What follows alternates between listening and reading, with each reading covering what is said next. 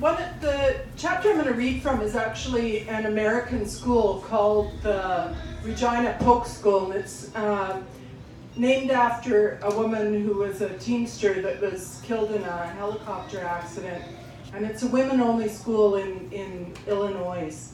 And I just kind of randomly chose a passage out of the chapter on the Regina Polk School. The picture of women workers that this survey generated made me think about the unfulfilled leadership potential of rank and file members and how much 4 days away from work and home might mean to the women. I just want to make a comment here. A lot of the labor schools we're talking about are only 4 or 5 days long. Okay? Therefore, I opened the conference to rank and file workers. I invited women to self-nominated. I want to include women who had not had their time to climb the volunteer ladder.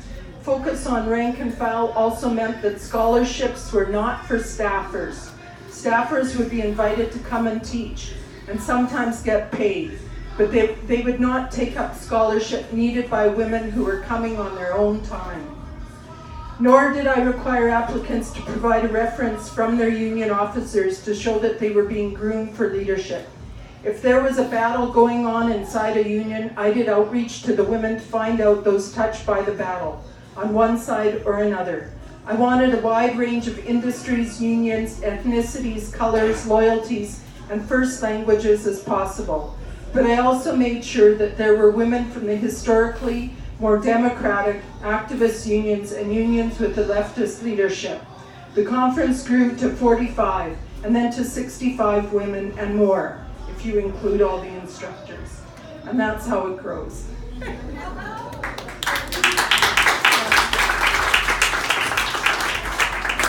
Okay, just a couple of things. One of them is, I don't think I said earlier, and we got talking about, popular education and so on.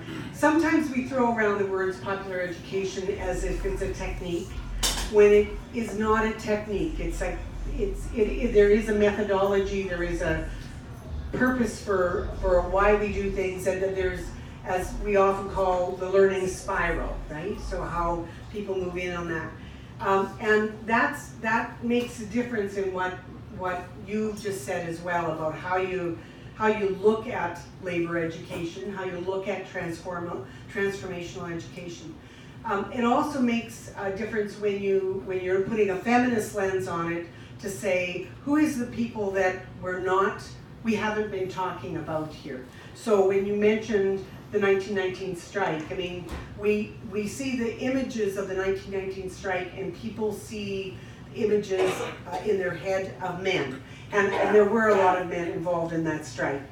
But there were a lot of women, and we should remember as well that the first group that went out on the day that the strike was declared, there were some building trades people that were already out, which is in fact in part what the strike was gathered around. But the first group that went out were, I think it was 500 telephone operators, and they went out 5 hours before maybe it wasn't 500, maybe it was 5 hours before the strike started at 11 o'clock. So they put their shift at 7 o'clock. Nobody new came in to replace them. So 5 hours ahead, the women were on the street.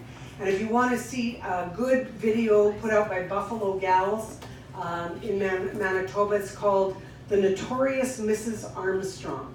And it's about Helen Armstrong, who was an organizer with the girls at the Woolworths counters in Winnipeg. She organized during the strike, and she organized afterwards. But that's the other part of the education, is to be able to say whose stories aren't being told here. And that's the reason we do the courses on Inside Out. That's the reason that the SFL was the first union to develop the course called Unionism on Turtle Island. I mean, it's been adapted and changed because we knew that Indigenous stories were not being told. So just as we were saying women's stories were not being told, so too it was otherwise. So with other groups. So I look at the question of breaking the glass ceiling is breaking it in a number of spots and maybe, you know, breaking down some doors and cracking open some windows. Man, we just might as well take the walls down. Get rid of it. So there you go.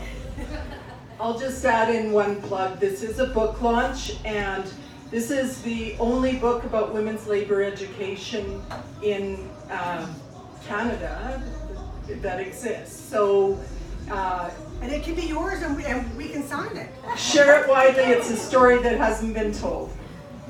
And Pete's over there with the books. Okay, yes. There with the book. Thanks, Barb, Cindy. Thanks all of you for coming. And again, you can buy the book. You can just have a chat with them. You can get them to sign the book. Thank you for coming.